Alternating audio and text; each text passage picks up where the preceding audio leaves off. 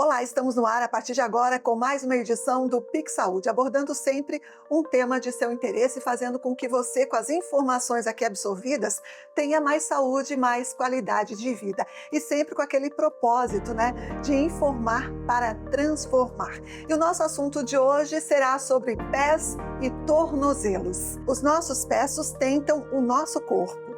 25% dos ossos do corpo humano estão nos pés. Eles possuem 26 ossos, 33 articulações e mais de 100 músculos, ligamentos e tendões em cada um. De acordo com a Sociedade Brasileira de Ortopedia e Traumatologia, lesões nos pés e tornozelos são mais comuns em práticas esportivas e as dores nessa região do corpo atingem cerca de 20% da população com até 69 anos. A partir dos 70 anos, dependendo aí do caso, pessoas chegam a ser acometidas com 50% de problemas nos pés e tornozelos. Agora, para falar sobre o assunto conosco, nós recebemos o médico ortopedista, Dr. Mário Adames, de Florianópolis, que vai esclarecer algumas das principais dúvidas sobre este assunto, que parece um pouquinho assim diferente ou não tão comum de ser abordado, mas com toda a importância que o corpo humano pede e que com certeza nossa saúde também. Doutor, muito bem-vindo ao Pix Saúde, à Pix TV. Muito obrigada por ter aceitado aí o nosso convite. Eu que agradeço o convite, eu acho que é um assunto bem interessante, como você bem introduziu, o pé é a base do nosso corpo, então é o que nos ajuda a locomover, né? Um complexo que nos dá sustentação durante a marcha, então a gente tem várias patologias que podem acontecer na estrutura do pé. A gente tem que dividir o pé em tornozelo, em 3 regiões, que é na região do calcanhar, onde a gente tem alguns problemas estruturais dessa região, no médio pé, onde a gente pode ter o desabamento do arco ou a elevação desse arco, ou seja, quando desaba o pé plano ou quando eleva o pé cavo, e as deformidades que são principalmente isso que é o que mais chama a atenção das mulheres, que é as deformidades do antepé, que é o joanete, né, que é o hallux valgus que a gente fala, e os dedos em garra, onde a gente tem a sobrecarga dessas regiões aqui mais anteriores do pé, que levam a dificuldade durante a marcha e dificuldade de equilíbrio, né, levando a problemas mais sérios no futuro. Muito bem, doutor, vou pedir para o senhor explicar um pouquinho mais sobre essa parte anatômica do pé. Nós temos uma arte aqui e brincávamos aqui nos bastidores que o doutor também literalmente trouxe o pé, para melhor apresentar para a gente. Uhum. Na nossa anatomia, na nossa arte aqui, na imagem que a gente consegue observar, nós temos alguns nomes aí, até em outro idioma, mas o doutor consegue explicitar para a gente direitinho. Sim, E temos aqui também, no próprio sim. estúdio, o nosso esqueleto, digamos assim, do que é o pé do ser humano. Com o doutor, Bom, então.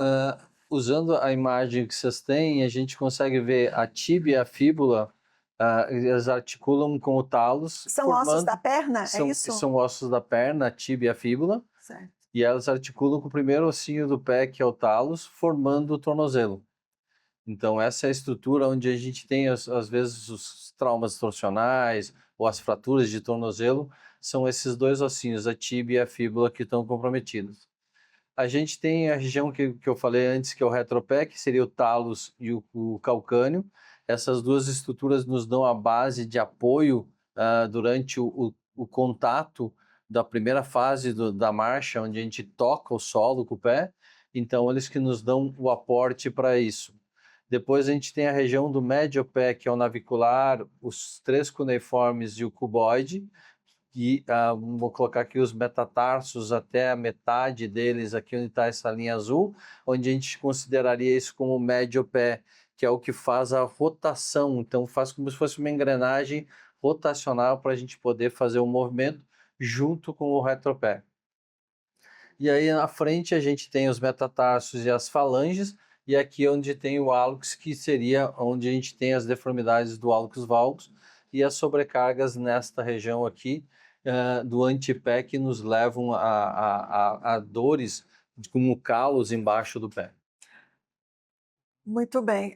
Eu estava aqui imaginando quão complexo é, né, talvez para vocês, né, seja simples, mas para a gente que não tem ideia de de como era essa estrutura do pé humano, a gente observa quantos ossos realmente que tem, né. Pela pesquisa e como citamos aqui na abertura, 26 ossos. 26 a 28 ossos, dependendo dos que a gente tem ossos sesamoides que podem ter, né?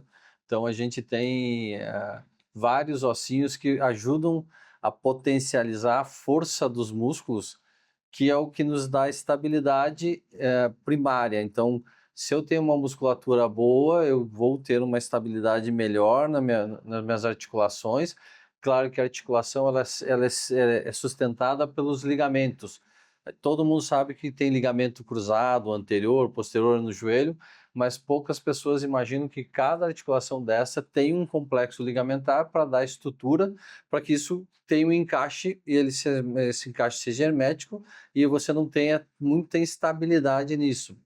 E aí a gente tem situações onde tem hiperfrouxidão, pessoas que eu sempre digo que aquelas bonecas de pano que a gente vê no circo, que fazem contorcionismo, geralmente eles têm que trabalhar esses ligamentos, aumentar essa elasticidade para poder fazer aquela contorção toda para ocupar um espaço bem menor. Realmente é incrível, né. Isso é incrível. Agora, avaliando aí basicamente essa estrutura anatômica do pé humano, podemos dizer que existem vários tipos de pés?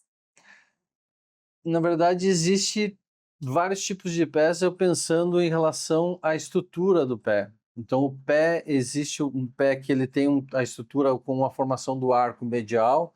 Aqui a gente tem esse arco. Eu posso ter esse arco caído, que seria o pé plano, e eu posso ter esse arco elevado, onde eu tenho um pé cavo. Pé Ah, plano que o senhor fala é o famoso pé Pé chato, chato? exatamente.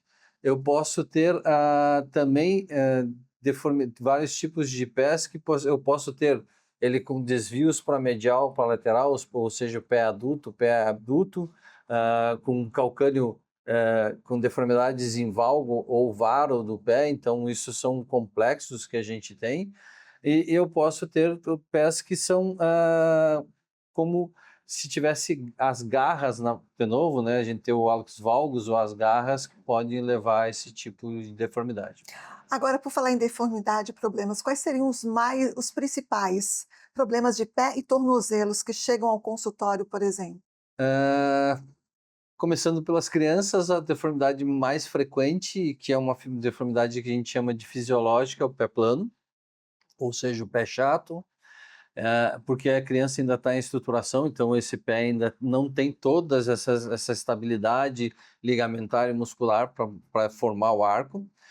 Nas mulheres, na vida adulta, a gente tem duas patologias muito frequentes, que é o hálux valgus e o pé plano adquirido, ou a insuficiência do tibial posterior, que seria muito parecido com a da criança, mas você tem a formação do arco e isso vai ter uma deformidade secundária.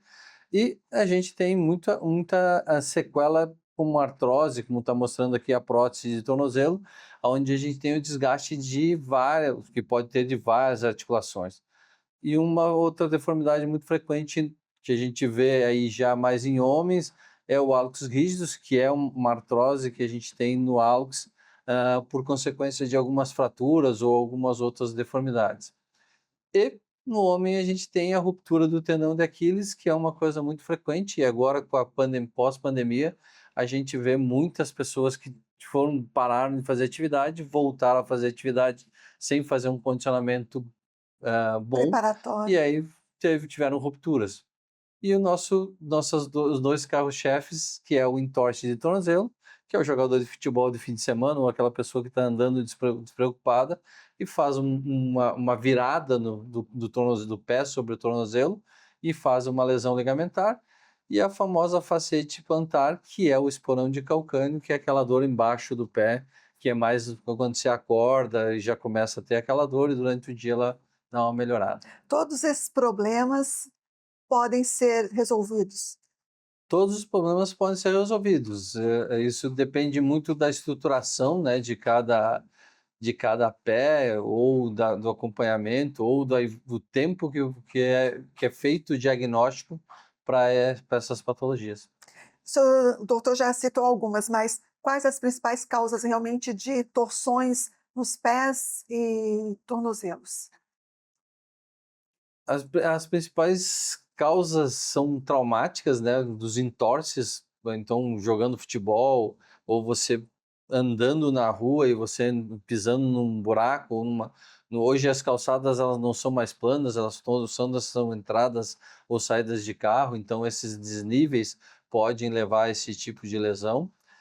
Ah, a gente pode ter alguns entorses que não são só no tornozelo, mas aqui no hálux, que são onde você trava a parte do antepé e você gira com o resto do pé em relação principalmente ao hálux, e aí isso leva a uma instabilidade que é um dos causadores do hálux rígidos. Por tudo que o doutor falou até agora, dá para a gente chegar à conclusão de que a gente não trata o nosso pé com o carinho que ele merece, né? Na verdade, sim, por causa que, na verdade, eu digo que, assim, é muito fácil você esconder o pé dentro de um sapato, Certo. e aí, teoricamente, aquilo que não é visto, não é lembrado e não é cuidado, né? Só se dói, né? Só se dói. E até, assim, aproveitando, existe ainda algumas pessoas que apresentam hiperfrouxidão ligamentar, como eu falei das bonecas de pano, que tem uma facilidade maior, porque se ela tem uma elasticidade maior, teoricamente eu tenho uma facilidade de fazer entorses mais fácil. O diagnóstico é tranquilo, é fácil de É ser feito tranquilo, assim, também. precisa fazer uma avaliação clínica, né, mas é bem fácil, e aí tem diferentes graus de acometimento. Tá certo. Uhum. Pique Saúde vai para um rápido intervalo comercial, não sai daí, doutor Mário, continua conosco, porque o assunto hoje é pés e tornozelos. Tem alguma dúvida? Já já tem o quadro Qual é a Dúvida, para você interagir, participar conosco. Então não sai daí, rapidinho e a gente já volta. De volta com o Pique Saúde, hoje falando sobre pés e tornozelos com o ortopedista Mário Adames, esclarecendo possíveis dúvidas e lesões que acometem essa parte do corpo. Você interage, você participa conosco pelo telefone que aparece aí na tela, 48 99165 6593. Está na hora do quadro.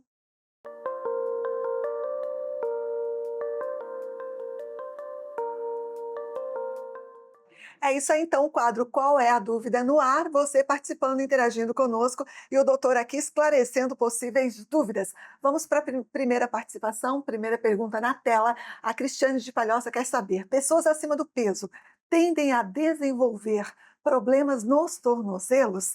E aí, doutor, o peso realmente é uma questão a se pensar? Problemática? Teoricamente é uma questão a se pensar, mas não é a principal causa de desenvolver o problema no tornozelo. Geralmente a pessoa que tem um peso a maior, vamos dizer assim, né, que está Uhum. sobrepeso, ela também tem uma estrutura óssea que dá estrutura para esse corpo, também um pouquinho mais reforçada. Então, o peso faz uma sobrecarga, porque é proporcional ao peso que eu tenho em relação à sobrecarga sobre o pé. Sim, ele ajuda, mas eu tenho que ter outras patologias ou outras deformidades ou alguma outra origem para mim ter um problema no pé. Muito bem. Próxima pergunta é da Cristiane, opa, do Lucas, de Florianópolis. O Lucas pergunta qual a maneira correta de se pisar no chão. Existe uma forma correta, doutor? Existe uma forma correta. A gente tem três fases do que a gente chamaria da marcha de apoio, onde a gente apoia primeiro com o calcanhar com a borda de fora, e aí a gente vai transferindo a carga para frente, apoiando todo o calcanhar e o meio do pé, e esse pé vai transferir toda a carga para o antepé, e aí a gente vai desprender, vai arrancar o pé do solo com o apoio em cima do hálux. Usando aqui o seu esqueleto, seria de trás para Então, frente? isso, se eu olhar, então o primeiro apoio seria nesta região aqui lateral, ela vai transferir toda, eu vou tirar ele aqui, fica mais fácil. Hum. Então vai o apoio na região do calcanhar, a carga vai transferir por esta região, eu vou ter o apoio em todas as cabeças, principalmente do quinto e do primeiro, e aí o desprendimento, a última fase, a hora que eu vou tirar o pé do solo, vai ser em cima do meu hálux. E realmente a gente caminha dessa forma, doutor? Teoricamente, sim, a grande maioria das pessoas vão andar dessa forma. Claro que tem os que vão desviar isso, porque se eu tenho um pé plano, se eu tenho um pé cavo, isso modifica a área de apoio que eu tenho desse pé. Então, no pé plano, eu vou jogar um pouquinho mais o meu peso mais para a central, e no pé cavo, um pouquinho mais para a lateral, ou seja, no pé plano, mais, a carga vai distribuir mais nessa área, e no pé cavo, nessa área. Se eu tenho uma deformidade, um hálux valgus, por exemplo, minha base já ficou alargada, então a hora de desprender aqui, às vezes, não é pelo primeiro raio, vai transferir para o segundo.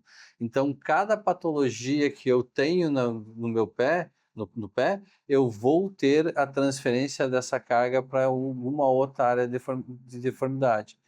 E isso é uma coisa que a gente tem que ter cuidado quando eu vou estudar a marcha.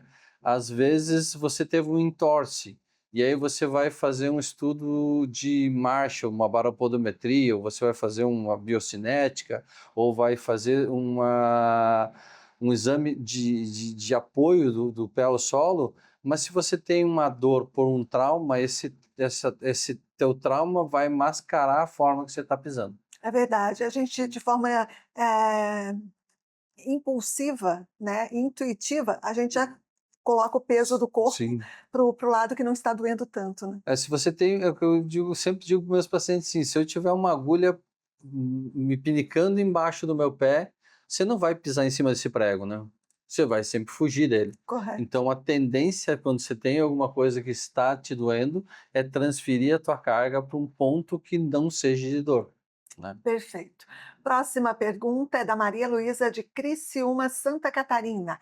Artrite, artrose e tendinite podem surgir nos pés e tornozelos? Sim, né? A artrite é uma inflamação de qualquer articulação, então eu posso ter no tornozelo ou qualquer articulação do pé ou do corpo. A artrose é a evolução da artrite, ou seja, é o desgaste dessa articulação, que aí pode ser por uma artrite ou por uma incongruência articular, consequência de uma fratura ou de alguma outra instabilidade. E a tendinite seria a inflamação dos tendões. Então, se eu tenho qualquer. Eu sempre falo para meus pacientes assim: se a minha geometria e meu balanceamento não está correto, meus tendões têm que trabalhar, minhas articulações vão sofrer, e aí eu vou ter inflamação dos tendões e vou ter a artrite nessas articulações e no futuro artrose ou ruptura dos tendões, né? Bela analogia, doutor. Próxima pergunta é do Miguel, de Florianópolis. É verdade que uma entorse de tornozelo pode ocasionar sequelas para o resto da vida?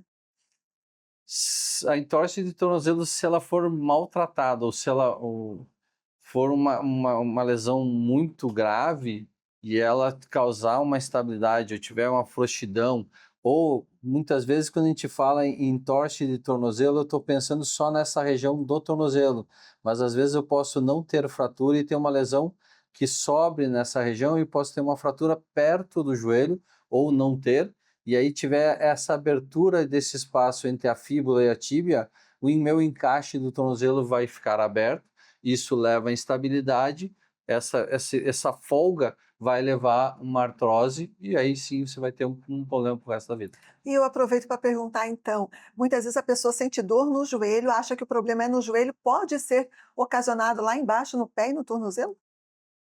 Teoricamente pode, porque por exemplo, essa fratura de Maisonneuve, ela é uma fratura que está aqui na região do tornozelo, sobe e o estresse todo é feito lá em cima. De novo, eu sempre uso termos que é como se fosse uma sambiqueira de galinha, né, que a gente brincava antigamente, hoje não se brinca mais, de quebrar. Então, você faz o ápice aqui, faz o trauma lá em cima e a fratura lá em cima. E quando você tem alguma deformidade, que você tem deformidade angular, e isso leva a um desvio de carga, que eu tenho que pensar o apoio do pé em relação ao quadril, se isso está desviado para medial ou para lateral, eu vou fazer um estresse no joelho. E aí eu tenho uma deformidade no pé que leva a uma deformidade secundária, uma lesão meniscal ou até ligamentar no joelho. E o inverso também é verdadeiro. Se eu tenho uma deformidade no joelho, eu posso levar uma deformidade compensatória no pé. Perfeito. Próxima pergunta é do Gabriel de Garopaba. Quando uma pessoa se machucou, mas consegue andar e colocar os pés no chão, significa que não houve fratura? Não, não, isso não quer dizer. Existe uma coisa chamada limiar de dor. Que é Eu isso? posso ter. Eu vou dar exemplos que eu dou no meu dia a dia, que eu Por falo para meus favor. pacientes. Eu posso ter 8 irmãos, cada um sofreu o mesmo trauma, e cada um vai ter uma intensidade de dor por aquele mesmo trauma, pode estar mesmo nível de trauma, então isso chama-se limiar de dor, é a capacidade que você tem de absorver a dor. Eu posso ser uma pessoa hipersensível, existem aquelas pessoas que você toca na pele e ele já tem dor. E tem aquelas pessoas que você toca na pele, se aperta, ele não tem dor. Por exemplo, eu posso ter uma pessoa que tem, isso nós vamos falar em normal, e aí eu tenho pacientes com diabetes que perde a sensibilidade, e você pode ter fraturas sem ter sensibilidade nenhuma de uma dor por causa de uma fratura. Então, o sinal que você tem que ter é: eu tenho um trauma, eu tenho um edema, eu tenho um hematoma, eu tenho pouca dor, isso não significa que eu não tenho uma fratura. Já o sinal de edema, de hematoma e uma dificuldade para mobilizar, isso te pode pensar em uma fratura. Muito bem. Mais participações? Helena de Imbituba quer saber se toda lesão no tornozelo causa uma ruptura no ligamento. Se eu pensar a gente chama de o ligamento de partes moles. Se eu for pensar em traumas torsionais que levaram a uma lesão só das partes moles, vamos dizer assim, 99% das vezes eu vou ter uma lesão ligamentar. Ah, e existem esses traumas torsionais que a gente tem que pensar que vai levar à fratura. E aí eu posso ter fratura tanto da parte medial, que a gente chama de malelo medial, como do malelo lateral, que é a fíbula, e eu posso ter associação de fraturas ou de um malelo de outro, ou de ligamentos também, onde eu posso ter abertura da sindesmose, eu posso ter lesão do ligamento medial ou lateral. Nesse caso em específico, seria o quê? Engessar? Quando você tem um tratamento, uma ruptura de ligamento, hoje existe várias formas de você tratar isso. Hoje a tendência nossa é fazer o tratamento que a gente chama de dinâmico, é fazer um tratamento que você faz o apoio do pé ao solo o mais precoce possível, porque, de novo, quando eu tenho uma lesão ligamentar, não posso deixar atrofiar minha musculatura, que é o meu receptor primário, e o meu ligamento é o receptor, é o estático, é o secundário. Então, se eu usar muito tempo em imobilização, eu vou atrofiar minha musculatura. 3 dias de imobilização, você já vai olhar para se você olhar para a tua coxa, você vai ver que já tem atrofia muscular. 7 dias de imobilização na perna, a gente tem uma atrofia já bem significativa. Então, hoje, o objetivo de todo o tratamento é permitir, de acordo com a dor do paciente, a carga precoce e o trabalho de fortalecimento muscular. Muito bem. Próxima participação é da Rita. Rita de Laguna quer saber: fazer compressas com gelo no tornozelo ajudam a melhorar o inchaço da torção? Aí é mais ou menos existe uma briga muito grande entre quem prefere gelo, quem prefere calor. O pessoal do esporte prefere calor, mas eu acho que sempre que você tem um edema, o gelo funciona melhor do que o calor, porque o calor é um dilatador e você tem aumento do retorno venoso, mas você também tem um aporte maior de sangue no local lesado. Então, o gelo, ele consegue constringir, e você associando o gelo com a elevação da perna, você vai ter um controle muito mais rápido do edema que tem no local. Muito bem, aqui vale a frase, né, doutor? Ao persistir o sintoma, o médico tem que ser consultado. Porque a gente está falando aqui muitas vezes, uma entorse, né? Alguma lesão corriqueira, de repente tropecei e tal, Sim. e a gente vai para a emergência, que seria o gelo no caso, né? Segundo a sua indicação. Sim. Mas, ao persistir ali o sintoma, a dor, etc., tem que realmente procurar um médico, né? Sim. Próxima participação do Arthur de Palhoça, que quer saber se a torção pode virar uma situação crônica. Sim, os entorses, como você bem frisou agora, se eu não tratar ele de forma correta, se eu não der estabilidade para essa lesão, se eu não fizer um bom tratamento, não fizer um reforço, eu vou manter isso com uma estabilidade nesse tornozelo, e essa instabilidade vai levar a uma lesão que a gente pode ter uma artrose ou ter uma doença chamada lesão osteocondral, que é como se fosse uma carizinha que a gente pode ter nos cantos do ossinho, que é o talos aqui, e aí você pode ter uma lesão crônica, que também é uma lesão que vai evoluir com artrose se não bem tratada. E a artrose daí é crônica mesmo, né? Artrose que é crônica, uma coisa e que incomoda. É verdade. Quem sofre que o diga, né? Vamos agora à próxima participação da Ana de São José. Qual a posição mais adequada para se ficar ao sofrer uma entorse? Tem isso, doutor Mário? Teoricamente, a melhor posição seria ficar com o tornozelo em 90 graus, né? Ficar ali alinhado, ficar Inclinado. exatamente nessa posição que nós estamos aqui, ele ficar em 90 graus, que é a posição fisiológica. O que eu tenho que sempre, quando a gente faz uma imobilização, é sempre pensando que eu posso ter uma sequela em qualquer trauma e que ele fique numa posição que depois eu consiga usar um sapato. Então, vamos dizer que se eu tive um entorse, eu já tive já tive outras lesões, e isso, vamos dizer que se o tornozelo ficasse duro e ele ficasse em 90 graus, este é um tornozelo que vai andar sem você ter problema. Se eu ficar com ele em ponta, eu vou inclinar aqui que é mais fácil, se eu ficar em ponta, você vai apoiar na ponta do pé, então esse não é um pé que seria útil depois, você teria sobrecarga, você teria dor ou dificuldade para fazer a marcha, porque você teria que jogar o joelho para trás, teria várias formas de compensar. Então a melhor posição é essa, só que às vezes, dependendo do edema que tem, você não vai conseguir essa posição, e aí se coloca uma tala na posição de analgesia, que a gente chama, que é a posição que está o pé, claro que sempre tentando buscar essa posição de 90 graus, mas de conforto ao paciente, aí melhorando até buscar chegar à posição de 90 graus. Muito bem. Mais dúvidas? Quebrei o dedinho do pé ao fazer uma caminhada. Semanas depois, comecei a sentir dores no tornozelo. Isso pode ocorrer? Sim, teoricamente, o que que pode acontecer? Se você teve uma fratura do dedinho, teoricamente você pode ter uma área de sobrecarga, se você não imobilizou bem, ou se esse dedinho desceu um pouquinho, ficou com uma área de apoio saliente, é aquilo que a gente estava falando antes. Se eu tiver um espinho embaixo do meu pé, eu vou fugir desta posição de dor.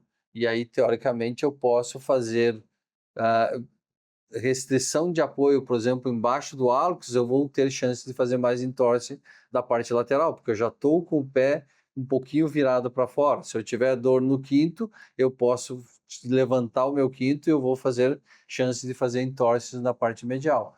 Então, você ter uma dor em alguma região prévia por algum trauma e ter depois dor em outra, como também é muito comum a gente eu ter uma lesão no meu pé direito, por exemplo, e você começar a ter dor no joelho esquerdo. Por quê? Porque eu defendo o meu pé que está machucado Compensou e o jogo o peso. peso para cima da outra perna, e é aquilo que você tinha que estava ali, era uma dor que não estava te incomodando, passa a incomodar. Muito bem, obrigada, Luciana, pela sua participação. Agora a pergunta é do Joaquim. Dei um mau jeito no pé jogando futebol com os amigos, mas não liguei. A dor passou, mas agora o pé voltou a incomodar. Preciso fazer uma radiografia. A radiografia seria o único exame que realmente aponta uma lesão no pé ou no tornozelo?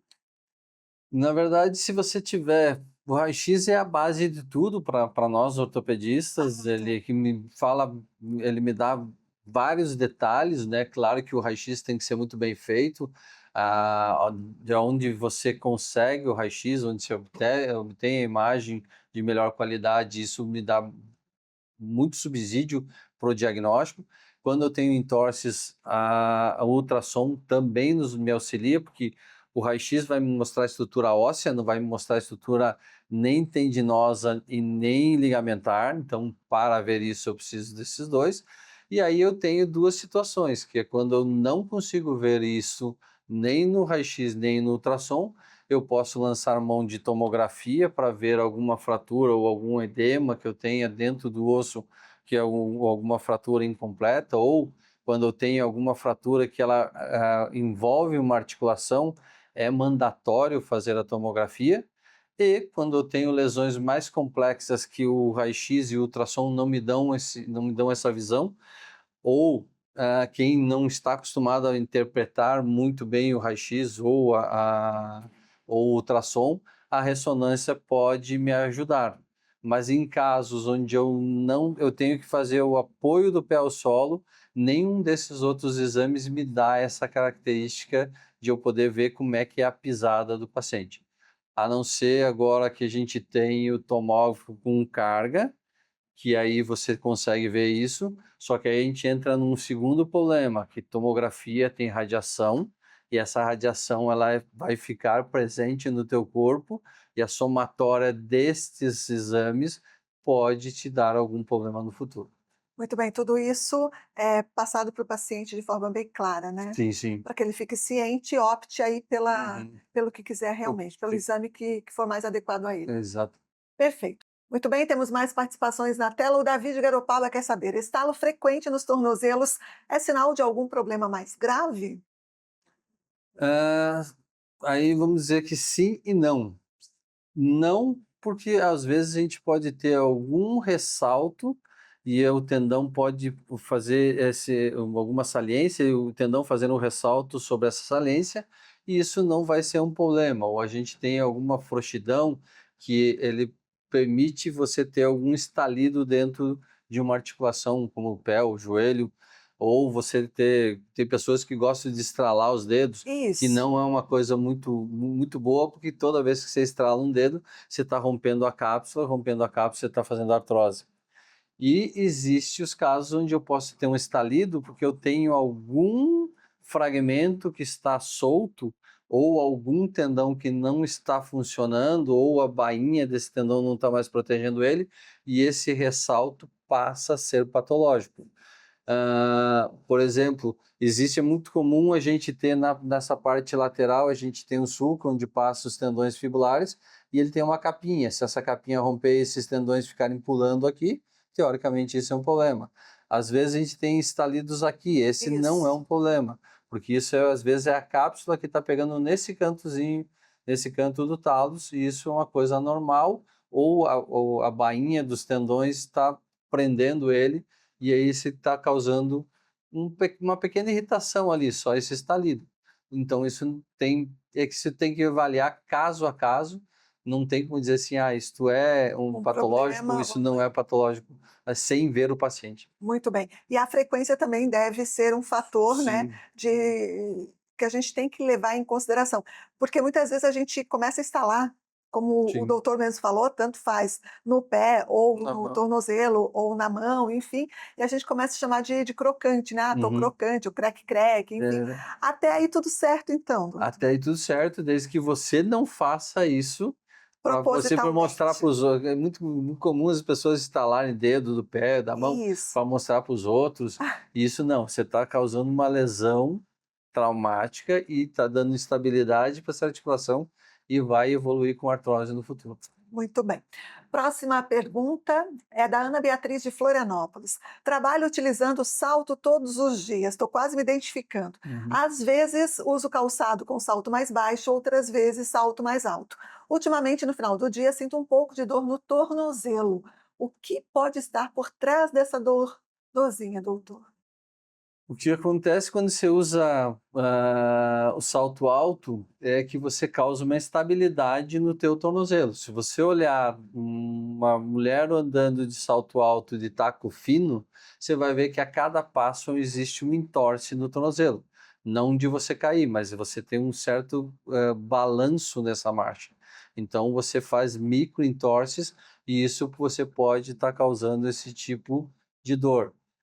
E o que acontece também quando você usa salto alto é que você relaxa toda a tua musculatura posterior, que é o tendão de Aquiles, né, a musculatura posterior, e aí quando você baixa, isso está sob tensão. Isso leva teu pé mais um pouco para dentro e de novo vamos fazer isso a gente ter novos entorses e sobrecarga da parte lateral. E uma das coisas que eu acho que é interessante falar no salto alto é que no salto alto ele virou vilão para quem tem joanete. Ele não é um causador pleno de joanete. Entre um salto alto, que você tiver uma plataforma boa, tiver uma base larga, o tacão atrás, ele tiver um suporte na frente e eu usar uma rasteirinha, a rasteirinha causa mais altos valgos do que um sapato bem estruturado Eu com um ia pouquinho de salto. Eu ia perguntar isso para o doutor, porque para o universo feminino, para nós mulheres, né, é meio que surreal viver sem salto, né? Uhum. Seja ele baixinho, médio ou alto, ou eu acho que a gente tem que ter um certo bom senso, né? E tentar equilibrar ali entre as folguinhas com salto alto e o uso de fato do salto. Seria isso, doutor? Exatamente. Na verdade, o que cada a gente nasceu para apoiar o pé inteiro ao solo. Correto. Claro que o salto alto ele também vai levar a uma distribuição de carga. Por exemplo, se eu uso o salto, eu jogo todo o tempo de carga Para a nos parte meus dedos. frontal, né? Então, eu vou ter mais sobrecarga nessa região. Eu posso, mulheres com depois do climatério, na menopausa, podem causar fraturas por estresse nessa região. Eu posso ter joanete? Sim, ele pode ajudar, sim, mas já tem um padrão para isso. Se eu usar sapatos muito rasteirinhos, o fato de ele me permitir eu fazer esse, na hora que eu passo do meio para frente, ele vai fazendo como se fosse um salto alto e eu vou forçar esse pé para abrir. E aí, no salto alto, tem que ter o pensamento que não pode ser um salto alto e ser afilado aonde estão os dedos. E aí eu vou causar deformidade. Se eu tiver, antigamente se usava aquele salto alto, com aquele bico mais longo, né? Certo. Esse é um salto alto que é bom, porque a câmara onde está o pé ele é redonda e o afilamento é à frente, é após o pé, né? Se eu for falar em sapato, qual o melhor sapato que a gente tem? Seria o tênis de caminhada, onde você tem o apoio, tem um bom um amortecedor para o teu pé, ele tem uma câmara ampla, ou seja, o pé fica bem acomodado, e ele for um efeito que nem uma cadeira de balanço. Então, ele vai me ajudar a fazer o rolamento da minha marcha sem sobrecarregar nenhuma região. Muito bem, obrigada. Então, nós vamos agora para um rápido intervalo comercial. Já já tem mais Pic Saúde com o Dr. Mário, falando hoje sobre pés e tornozelos. Não saia daí. De volta com o Pic Saúde, hoje falando sobre lesões nos pés e tornozelos e recebendo aqui o médico ortopedista, Dr. Mário Adames. Doutor, Uhum. agora vamos falar um pouquinho de prevenção e de possíveis tratamentos quando o assunto é lesão nos pés e nos tornozelos, né? Falando um pouquinho sobre o colágeno, fazer o uso do colágeno realmente é uma forma de prevenir danos às articulações? Teoricamente, o colágeno é um condroprotetor, então ele vai ajudar a nutrir a cartilagem das articulações, isso como um todo. Assim como ele vai também ajudar na pele, na unha, no cabelo, também o colágeno é essencial. Só que o grande problema é que cada região é um tipo de colágeno, não é? Nem todos são colágeno tipo 1, tipo 2 ou tipo 3. A Certo. articulação geralmente é tipo 3, e aí a gente tem que ver qual o colágeno que a gente está usando para ver se ele vai ser efetivo ou não. Cada caso é um caso e tem que ser aplicado pelo especialista, né? Exato. É, na verdade, a gente tem três formas de. Basicamente, a gente tem três, quatro opções hoje, que é o ácido hialurônico, que é injetável, a gente faz dentro da articulação, e aí ele vai agir naquela articulação que eu quero. Eu tenho os colágenos, que geralmente são tipo 2 que vão metabolizar e alguma coisa vai virar tipo 3 e vai para a articulação. A gente tem os extratos de abacate, tem nome comercial, e aí teoricamente ele é um formador de colágeno, e existem as glicosaminas que podem ser associadas numa condoitina, que são a essência para a formação do colágeno. E aí ele vai se metabolizar em colágeno tipo 1, tipo 2 ou 3. E a gente tem na natureza como existe o extrato do abacate, o próprio abacate tem essa essência. As frutas oleosas, que é a amêndoa, a castanha, caju, também tem esse potencial, entre outras. E a gelatina. Então, esses três alimentos nos permitem a formação de colágeno também.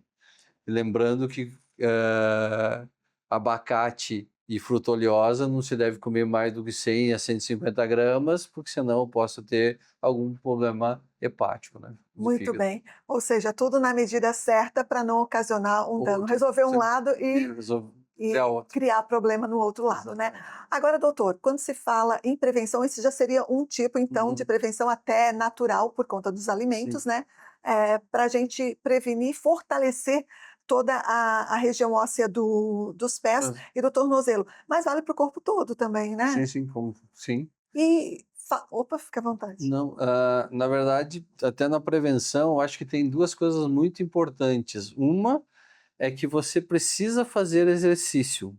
Então, se eu fortaleço o meu organismo, minha estrutura muscular, eu dou mais prevenção para minhas articulações. Então, fazer exercício dentro da capacidade de cada paciente, ou de cada pessoa, né? Isso é salutar. O que não é salutar é você fazer exercício de forma excessiva que vai lesar esse músculo ou que pode lesar essa articulação ou a estrutura óssea. Então, quando você sente que você está entrando em fadiga ou você está vendo que você está sobrecarregando uma atividade, você pode estar ganhando massa muscular, mas você está lesando uma articulação. E preventivo para o pé é você ter um bom sapato para você usar. Então, você ter sapatos onde você protege o teu pé de áreas de pressão, você ter um pouquinho ele mais elevado no calcanhar do que na frente, eu ter uma área de apoio que me dá sustentação, me dá conforto ao uso, e eu tiver um efeito que faz a melhora do rolamento, sem sobrecarregar o pé, teoricamente isso vai me proteger. Principalmente para aquelas pessoas que ficam muito tempo em pé. Então, por exemplo, você pode usar um salto alto? Sim, mas como você tinha comentado antes, eu tenho que usar de bom senso que de repente eu tenho que tirar esse sapato de salto alto, usar um sapato confortável que me permita absorver meu peso em cima. E aí, voltando lá para a primeira pergunta, onde ela perguntou sobre o sobrepeso.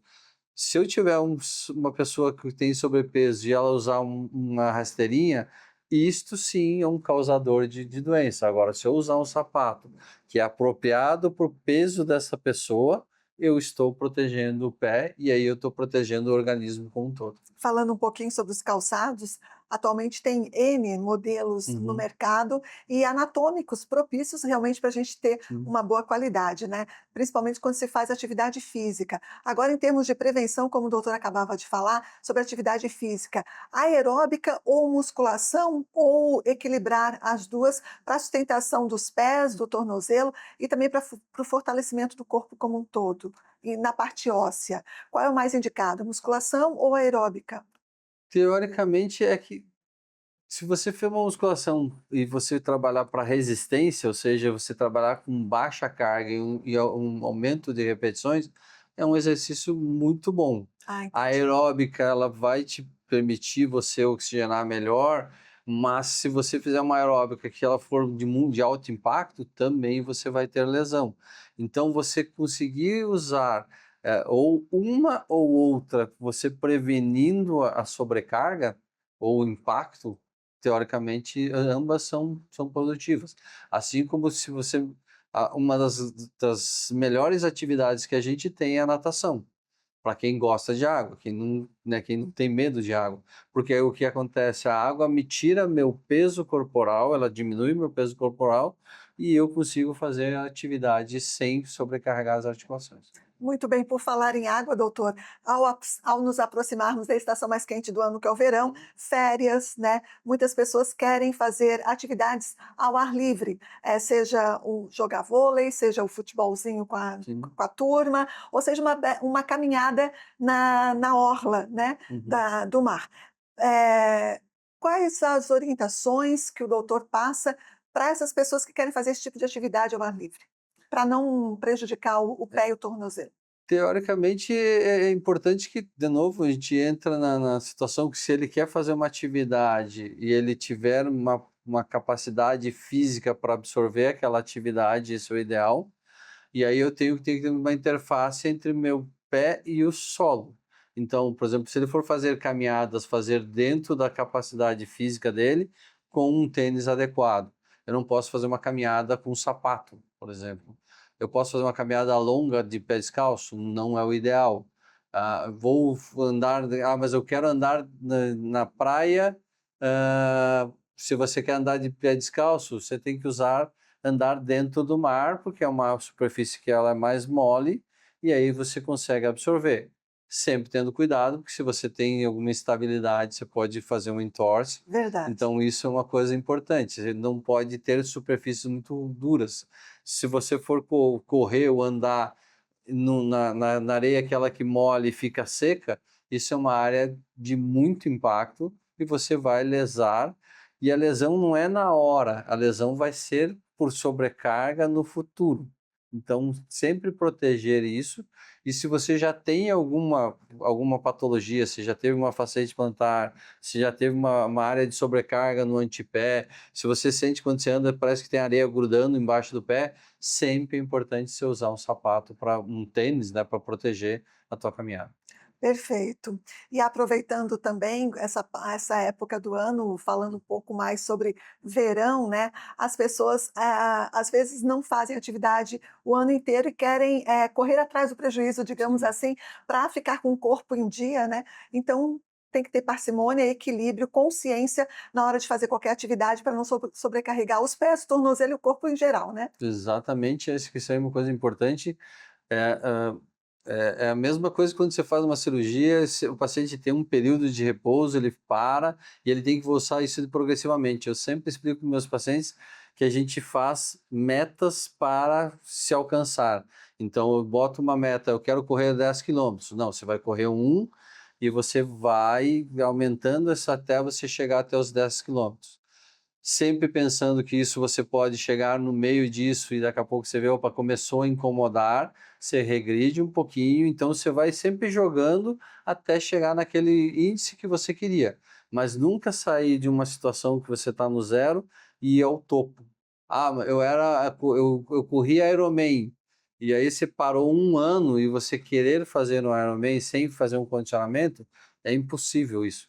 Isso você vai começar a fazer lesões e aí você pode ter fratura por estresse, você pode ter lesões tendinosas, lesão meniscal, lesão ligamentar, por causa de sobrecarga. Eu ia perguntar sobre os principais tipos de tratamento, mas isso é muito particular, né? Os tratamentos são muito particulares porque a gente, o pé e tornozelo, ele tem inúmeras patologias, né? E aí, por exemplo, vamos pegar exemplo de um hálux valgus, que é uma coisa muito comum. Eu posso, dentro do hálux valgus, hoje a gente tem em torno de 200 técnicas para se fazer. Desde a percutânea, que já tem mais de 20, 30 anos, que ela está em evolução. No Brasil, ela tem um pouco menos tempo de emprego, mas e cirurgias abertas, cirurgias que se fazia antigamente, que deixou de fazer. Então, é uma coisa muito pessoal do médico que faz, do paciente, o que ele quer de resultado, e aí muitos são estéticos, né? Para a sua patologia. Existem patologias como o pé plano adquirido, onde você tem o pé normal, ele desaba. Teoricamente, a gente tem fases que você vai fazer técnicas de correção dessas deformidades. Então, é muito individual cada tratamento e é muito individual o que cada um médico faz. Não é que eu faço uma coisa, ela é mais certa do que o outro colega faz. Entendi. As técnicas e os procedimentos, elas têm que ser bem entendidas e bem explicadas pelo médico e bem entendidas pelo paciente, e eles têm que, como eu digo assim, a gente tem que formar um time para que isso dê certo. Perfeito. Doutor, algo mais a falar? Não só agradecer, eu acho que foi uma oportunidade fantástica para a gente, e claro que dá para ficar muito tempo falando, mas acho que é bem produtivo. Muito obrigada e Muito já obrigado. deixo aqui em aberto, então, né, o doutor sinta-se convidado para futuros temas aqui no Pix Saúde. Se tiver disponibilidade, o agradecimento, a gratidão é toda nossa, viu? Muito obrigada pela sua participação. Muito obrigado. E mais uma vez, muito obrigada em Halt com Comunicação, que é o local onde estamos aqui neste momento, que nos cedeu em Florianópolis, onde gravamos alguma série, aí, alguns Pix Saúde para apresentar para você. Ficamos com este programa por aqui, mas claro, na programação da Pix TV você acompanha muito mais. Fique ligado, portanto, e muito obrigada pela companhia no Pix Saúde de hoje, que abordou aí pés, tornozelos e lesões nessas partes do corpo. E nós encerramos com a mensagem do médico americano Dr. Ken Cooper, considerado o pai da aeróbica. Ele disse o seguinte: não paramos de nos exercitar porque envelhecemos. Envelhecemos porque paramos de nos exercitar. Então é isso, não deixe de fazer a sua atividade física, apenas ouça o seu corpo, respeite os seus limites e leve para a vida as orientações do Dr. Mário Adames, que aqui esteve hoje conosco no Pix Saúde. Muito obrigada mais uma vez a todos pela companhia e até a próxima.